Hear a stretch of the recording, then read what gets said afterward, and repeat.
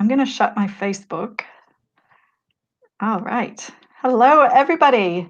Welcome to this conversation with Judith Yeabsley, the Confident Eater.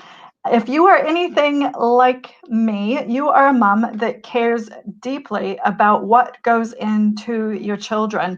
And somehow, we don't always feel like we have control over that. We might be in a situation, you might currently be in a situation where you're wanting certain things to get into your child or your children, and they are just not having a bar of it. So I get asked about this all the time. I created a very popular blog about this topic, and I thought, you know what? It's not really my area of expertise. So why don't I get in New Zealand's picky eating expert, the Confident Eater, Judith. So Judith, thank you so much for being here. I'd love for you to tell us a little bit about you, but in particular, why is picky eating your thing? How did that happen? Like, what's the passion there? Okay, I am very passionate about it, so I start waving my arms around. That's why. I've always been really passionate about food for children. For me, it just makes logical sense. I know for myself, if I eat well and I exercise and I get enough sleep, I feel great. And if I don't feel so good. And with a child, with their developing bodies and minds, and with that tiny little body, obviously, if we're putting the good stuff in, they are going to feel a lot better. And actually, what I've found over the years is that there are children who have never felt great because they just don't know what feeling great feels like, because that's not something they've been able to do. And so, because I was really passionate about food for children, I did a lot of work around good choices and work with families and communities around good food and nutrition. And then I realized that every second parent was telling me, Judith, I know what to feed them, I just don't know how to get them to eat it. And that's when I went, okay, well, let me find someone to refer you to. And I realized that there was this huge problem out there, and yet there wasn't really anybody to go to.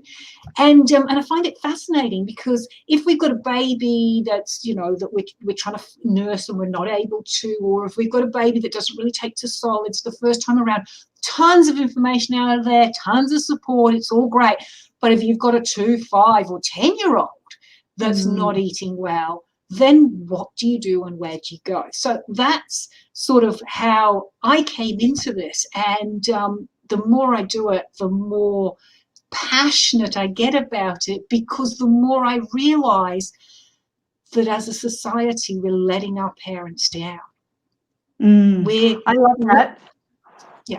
And we're letting them down on a lot of levels. We're letting them down because we're not acknowledging what a stressful and miserable place it can be. You've got a 2-year-old that refuses to eat dinner, and you've got the choice as to whether to repeat, the 5th yogurt for the day, or they go to bed hungry. That's a really tough choice. You're sending a lunchbox and you're feeling really uncomfortable about what's in the lunchbox, because you know that they're going to eat the white bread Nutella sandwich, and if you send anything else, it's going to just boomerang back. Or you're sending favorites and it's still boomeranging back to you. That's such a really difficult situation to be in. So we're letting our parents down because we're letting them feel this stress, this frustration, and a real worry about what their child is and isn't eating. And then we're also letting them down because so often we're saying, it's just a phase, don't worry, they'll grow out of it.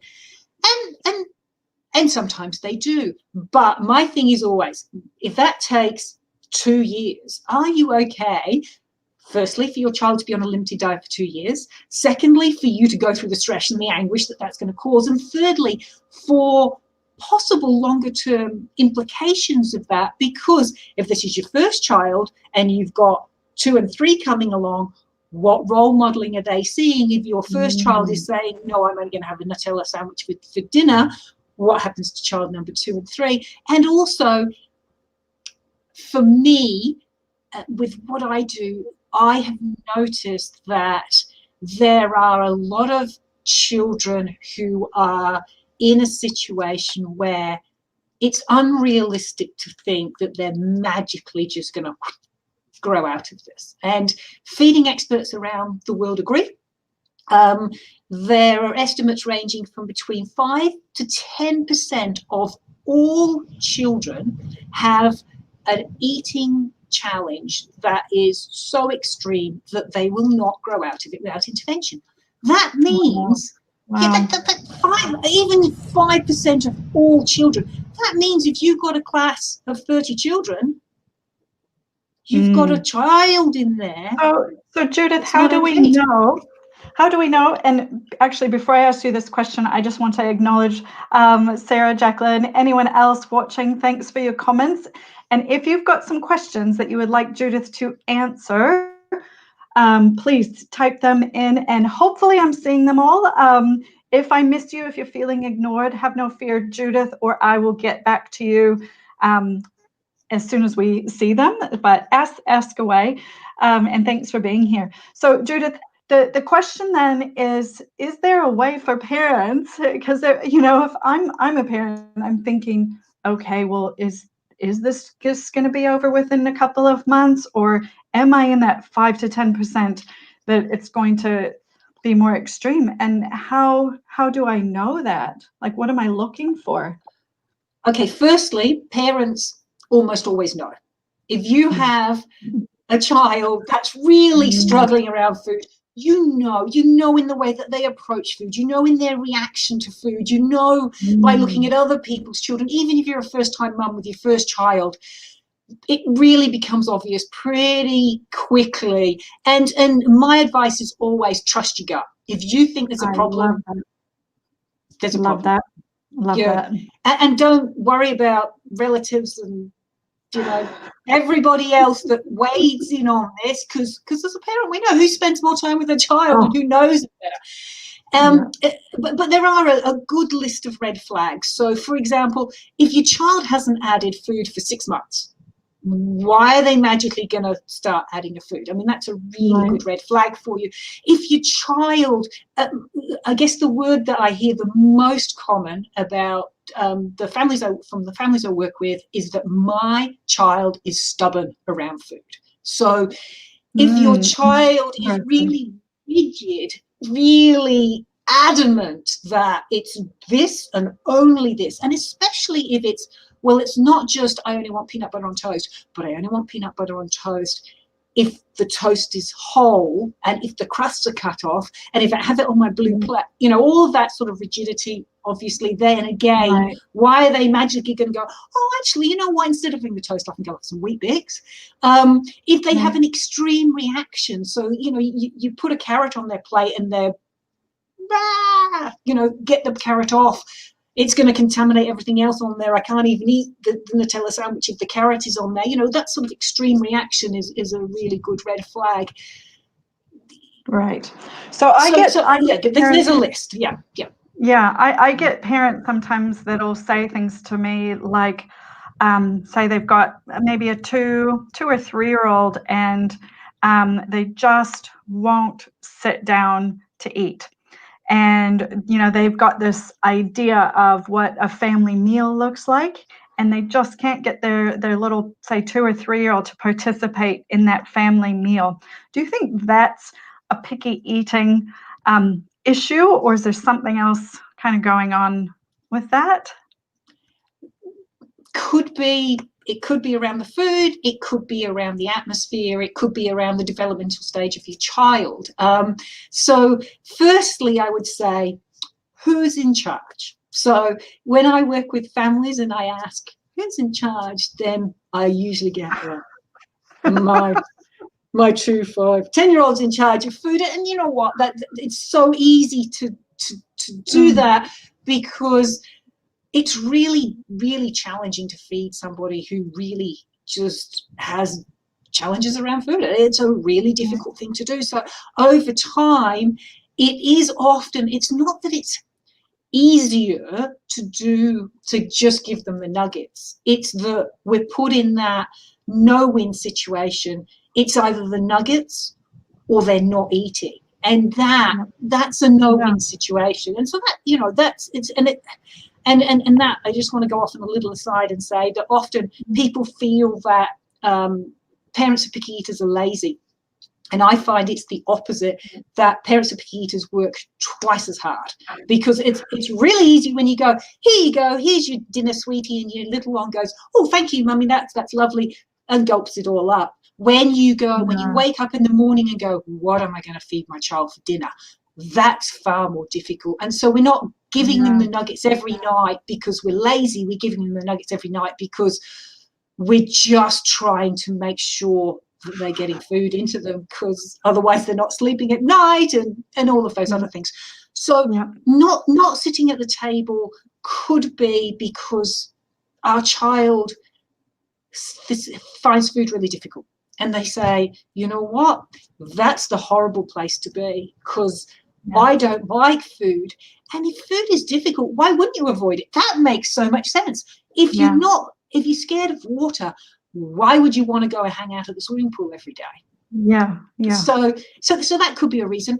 And then it could be that back to that, who's in charge. And if we're not in charge, then again, little habits creep in that make those family meal times more difficult. So for example, our child comes to us and says, mummy, I'm hungry. So we say, okay, sweetie, here you go, here's a bag of chips. And then they come to us an hour later and go, mummy, I'm really hungry. So we give them an apple, and mummy, I'm really hungry. And this goes on through the day. And because we have a child that struggles to eat, every time they ask to eat, we want to give them food, because they don't eat very well. So when they ask for it, we're like, beauty, let me give you the food. But then what happens is they're not getting really that hungry. They're just topping up all the way through the day. And then when it comes to the mealtime, they're like,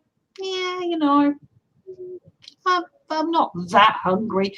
May as well just skip the difficult bit. And then later on, if I'm hungry, we'll go back to the snack cupboard and I can have what I want.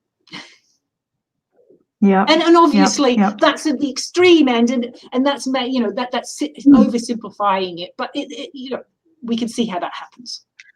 But this is and so when I talk to parents, this idea of being in charge isn't the way I talk about it. Is it's more about setting flexible boundaries, and we're in charge because we have thinking brains.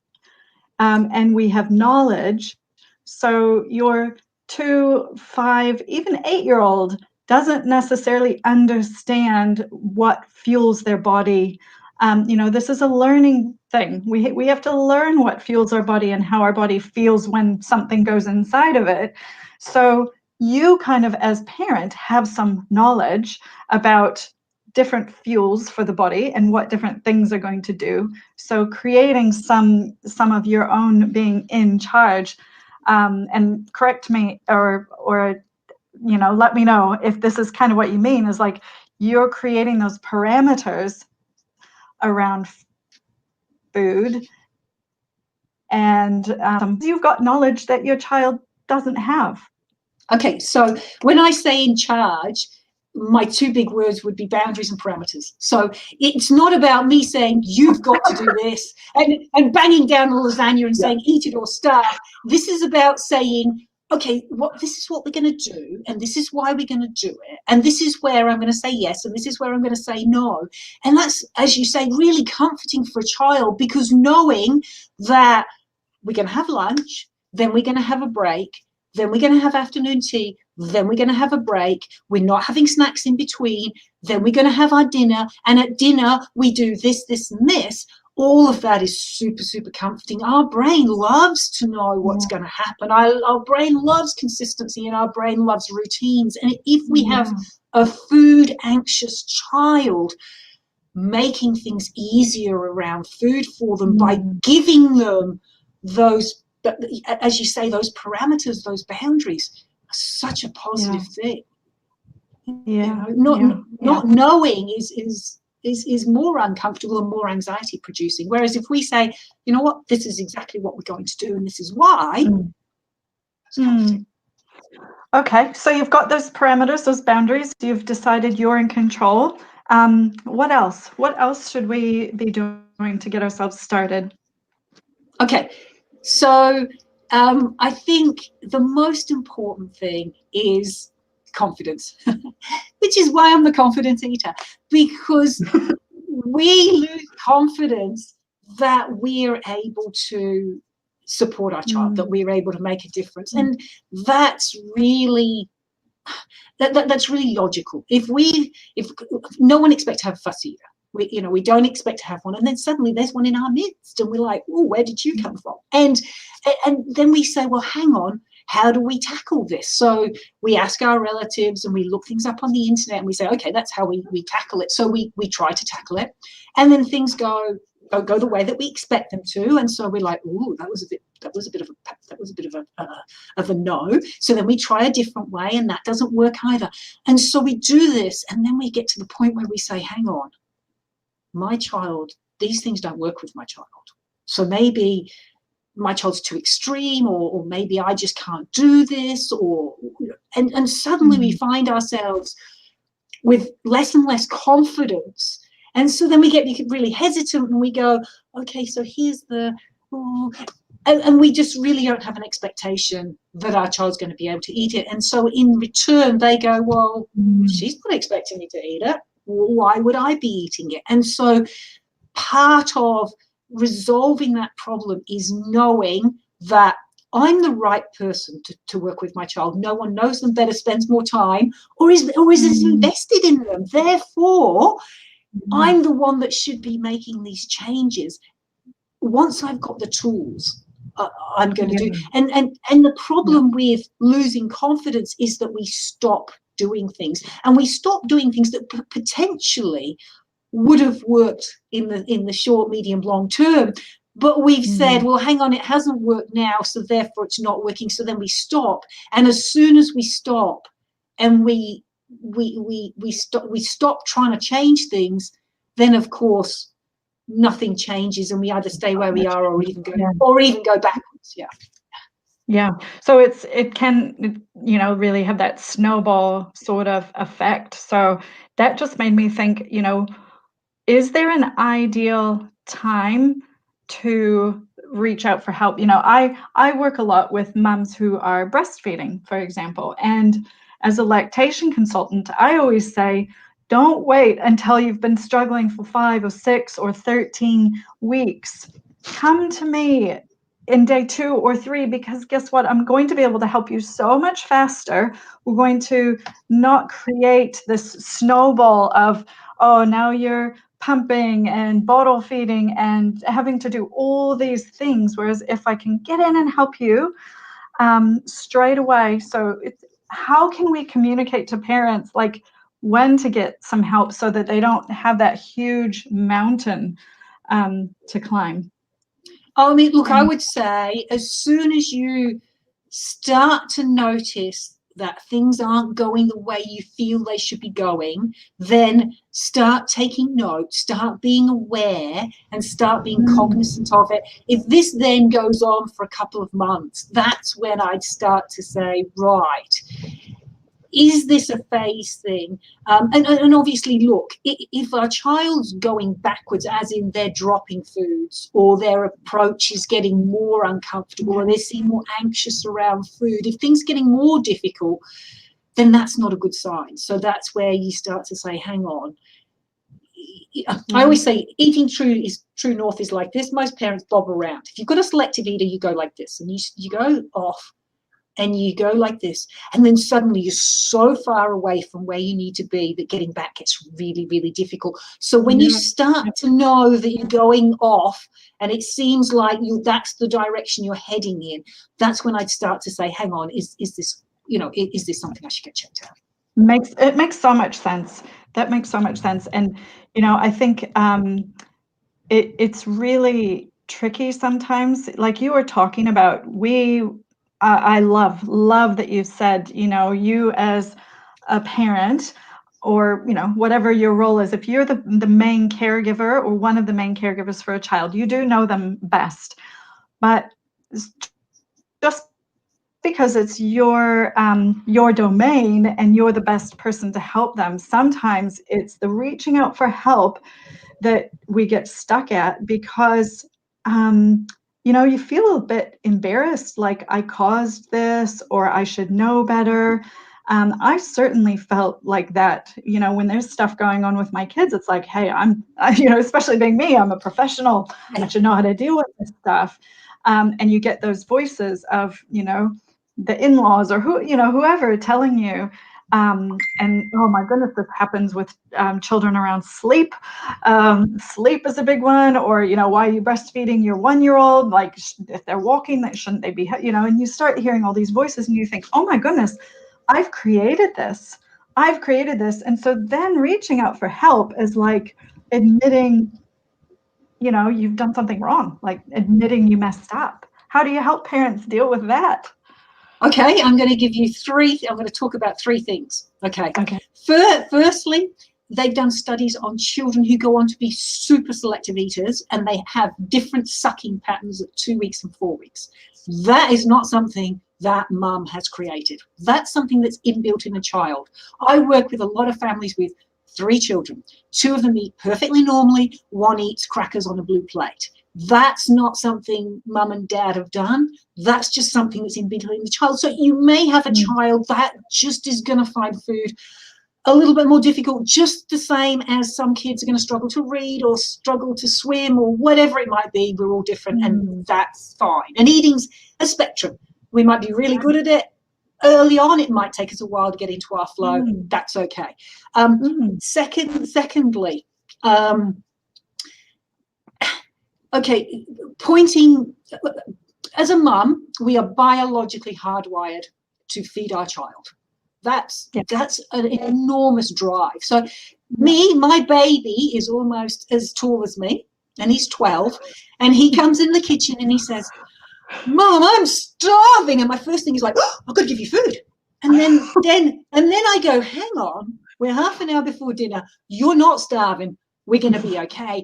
But I have to actually override that biological instinct. And so it is really, really difficult as a mum to separate all of those instincts and emotions around our child. And thirdly, guilt is a really redundant emotion. It really doesn't help anybody. And there are up to 50% of parents who report that their child goes through a fussy phase. So it's not like, oh my goodness, here's me and I'm sitting here and everybody else's children are eating all the carrots and mine won't even touch a carrot, because it's not like that. So actually, and let me just jump back to that societal thing again and say, if we've got a child that's struggling to talk or struggling to walk or struggling to read, then everybody says early intervention, and we can go on a waiting list and get public help for it and everything else. If our child is struggling to eat, we go see somebody and they go, oh, it's a phase, they'll grow out of it. It's so true. It's so true. And I honestly hadn't really thought about that in this way. You've literally given me a light bulb there. Thank you. Yeah, you're right. And if you've got a baby, it's easy because you can see the lactation consultant, or, there's lots and lots of people are going to help you. You try doing that with a 3-year-old. Where do you go? Well, it seems like, the help that we have available, and of course, we're both in New Zealand now, but obviously both work online with people as well. But just a lot of times to get the help, it has to be like a super big problem. And I get so many parents coming to me going, well, it's like the problem's not big enough, so no one wants anything to do with it. But, if it's like you said, if you're the mom who is waking up in the morning already thinking about what the heck my kid's going to eat for dinner and planning your life around it, that is enough to make, this is a big deal. If it's consuming your thinking, that is a problem that needs help. Yes, absolutely.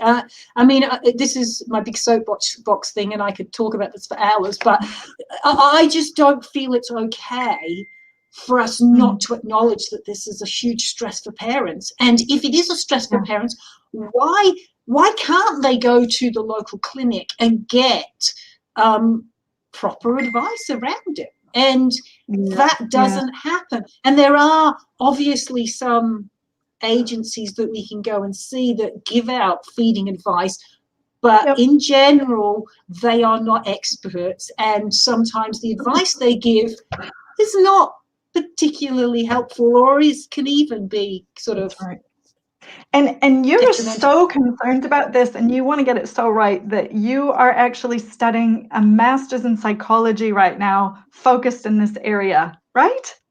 Yeah, I want to. I actually want to qualify as a psychologist, and the big reason for that is that a lot of this is around approach and the way that we think about food and the way that our child approaches food.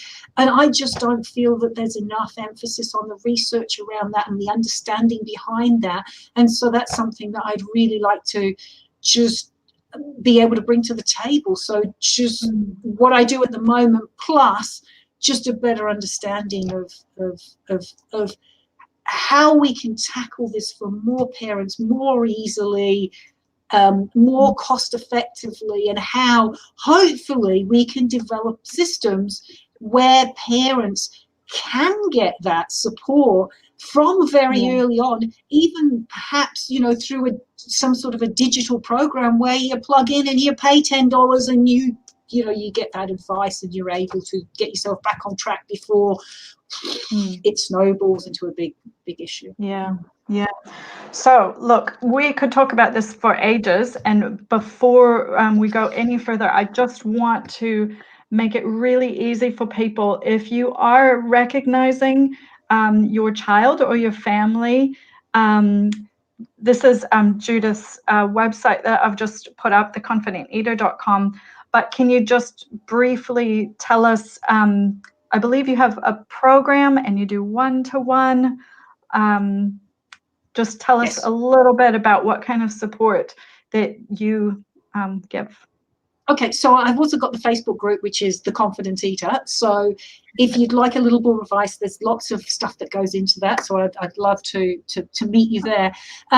If you do have a child that's really struggling around food and you've tried a lot of stuff and nothing's working, then I'm really happy just to have a chat and complimentary chat to you. Just have a look at what's happening now, what the issues are, and what some potential solutions are, and if what I do is not a fit for you, then I can make some recommendations of where else you might be able to go as well.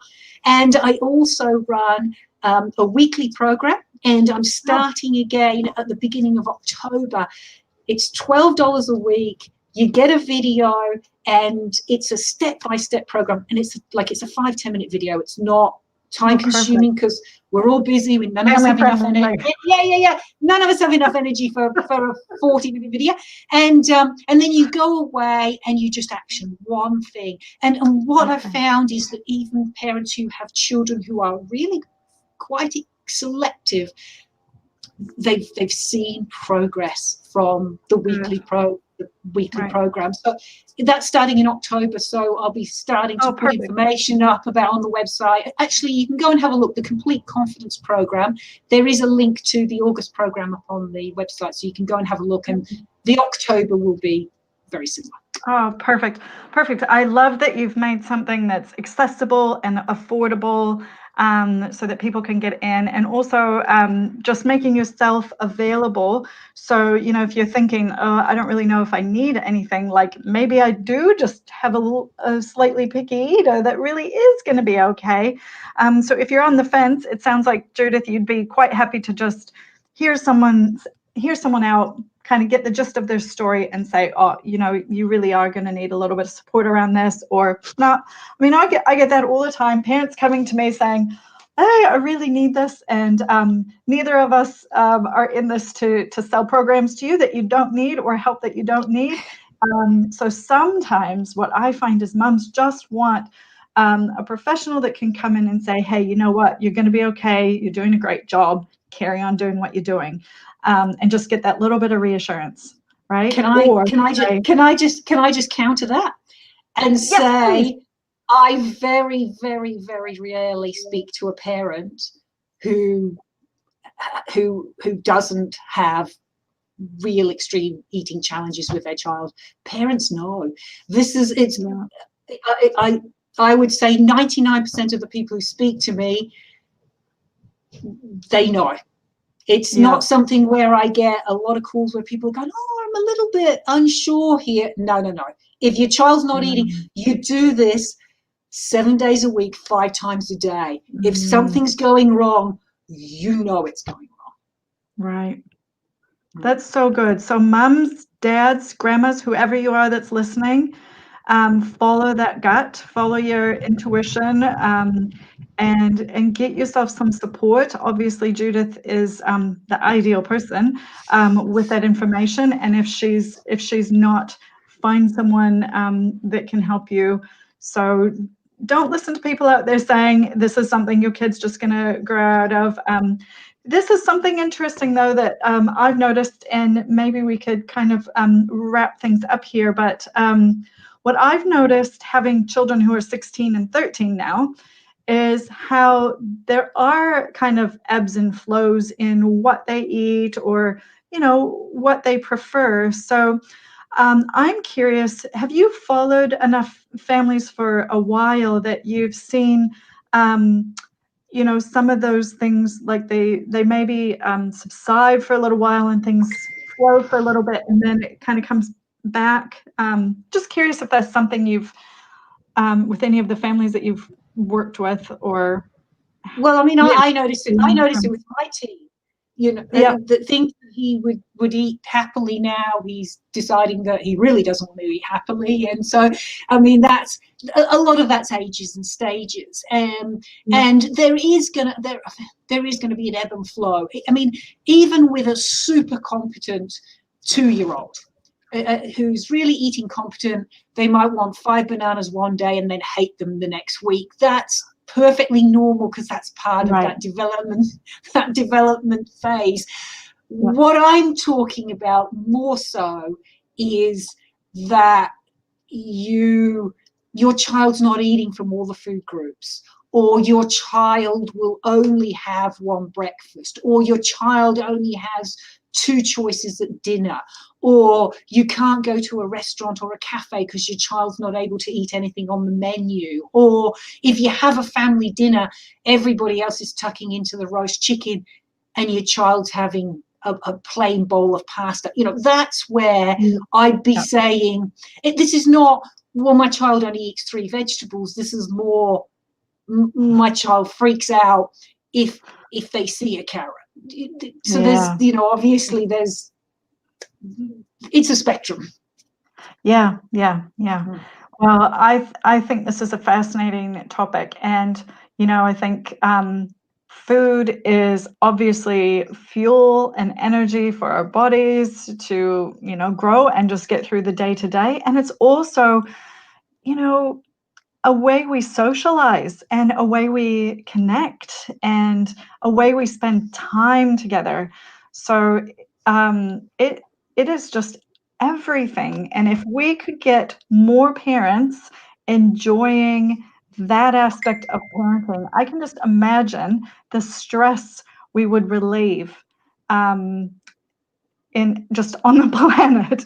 If we can just get more and more families happy around food and just free and happy around food. I can imagine be such a nice place to be. Food is about family, it's about fun, and it's about enjoyment. If we don't have that, then and then as a parent, suddenly we stop enjoying our meal times as well, and then that's just so easy to do that downward spiral. I would love to gift every parent my mission statement is, I would love for every child to be able to approach food from a place of safety and joy and not fear. Absolutely. That was good. I could read it then. I'm not sure it's showing the whole thing. It's okay. I'm Okay. struggling with my tech here, Sarah. I'm really sorry. I'm not sure we're going to see this whole thing. Okay. My Yeah. son has been- Yep. Okay. So eat when he's hungry doesn't apply if you've got a really extreme eater. And feeding professionals around the world will all agree that there is quite a high percentage of children who would starve themselves rather than eat something that's not within their safe zone. I always say to parents, it's like me saying to you, you know what, eat the raw chicken or starve. Okay, I'll starve, because it's not a choice that they're able to make. So the starve them until they're hungry. Firstly, it's not true. And secondly, how does that give someone a joy around food? You know, saying, well, you either eat this or you go hungry. How does that bring, comfort to it? I think Sarah said that he is getting better now, which is fantastic. But if she wants a little bit of extra support, then feel free to jump on the Facebook page, and I'm happy to answer questions or talk around that a little bit more. Yeah, Sarah, it definitely sounds like Judith might give you a different perspective than you have been getting, and be able to help you tweak things a little bit and give even more success. Sarah's also asking if this is going to be saved. So yeah, this will be available, and if you have any problems sharing it into groups or with friends, just be in touch with me and I can make sure to, but you might just have to direct them to one of our Facebook pages where the stream is located. I'm not sure how the sharing is going to work afterwards, but and if you do have any questions, then I'm more than put them up on the post, and I'm more than happy to come back and answer them anyway. Yeah, and so let me just reiterate for awesome Sarah, that we'll go in and have a look at all the feeds and see if there's anything that we've missed. So my apologies if you felt ignored or we didn't see your question, comment, or post. We really appreciate all of you being here with us. Obviously, this is a huge topic. If you want some support, contact Judith, go and get into her Facebook group, or check her out on her website. But thank you so much, Judith. You've really got me thinking about this in a different way than I was before, which is always why I want to have conversations with people. So it's really, really been a pleasure. And I so much appreciate the work you're doing to make the lives of families better. So thank you. Thank you for having me on. It's been fabulous. And thanks everyone for listening. And please feel free to get in contact or throw up a question and I'll get back to you as soon as I can. Awesome. Awesome. Thanks, Judith. Thank you, everybody. We'll leave it there for now.